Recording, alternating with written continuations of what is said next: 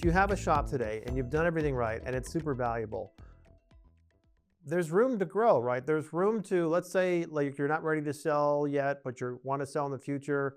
There's room to build more value, right? And or let's say your shop is not doing that great, and you see the writing on the wall and the sun setting on your business, and you want to inject some value in it to get to maximize the value of the sale when you end up selling.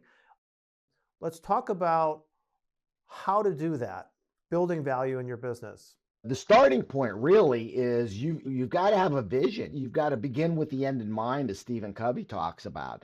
And that's really determining, like, what do you want your life and your business to be? All right. It's like having a GPS.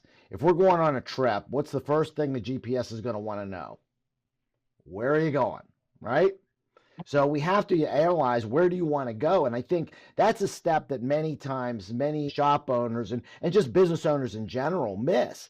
And I mean, and I quote this statistic all the time, and people kind of look at me like, you're crazy. But they've done studies on business owners who have exited their business.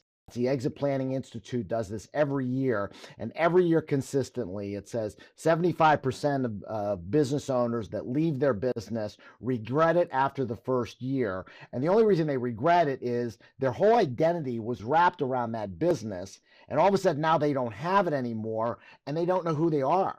And they don't know what they stand for, and they don't know what they're going to be working for from now. So I really believe the first step really has to be, we've got to create a vision, because you can build and build and build, but if you don't have a foundation of where you want to go, the building's going to collapse.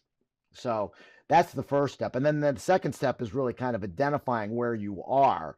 And I think, we got to look at really in two different areas. We got to look at your business value and cash flow. And then the second area is really, what do you have in personal assets? And then tying that into the vision, what do you want your life to look like, and what kind of income is that going to need, and are you going to be able to do it?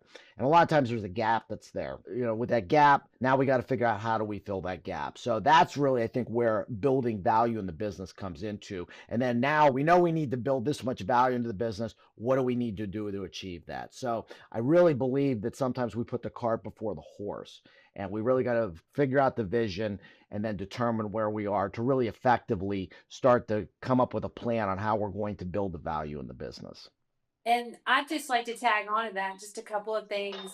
Definitely, I see sellers of their body shops over and over putting the cart before the horse. There are many people that sell without guidance and without help and without somebody like myself and like somebody like Matt that basically helps you through the whole entire journey and make sure that you don't have to be a Walmart greeter or go work at the Buc-ee's car wash post sale.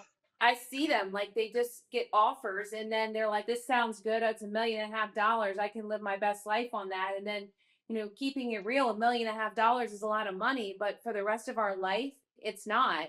And the other thing is when you just accept whatever is offered to you, and maybe you negotiate a little bit, there's always money that's left on the table if this is not what you do every day, whether it's in the sale price or the terms or the lease or the terms or the tax allocations or many other facets. But those are the high level places that I see people leave money on the table.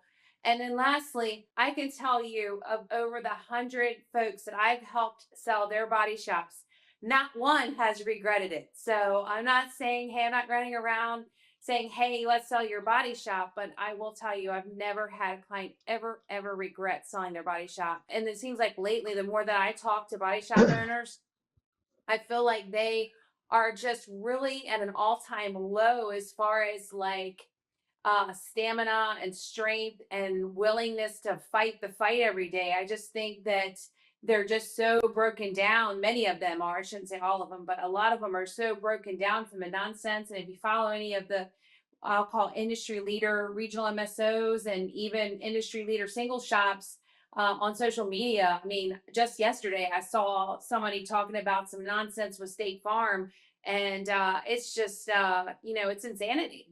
These shop owners are really struggling and fighting a fight that's just very difficult. If you're trying to do things right, the fight is a very difficult fight.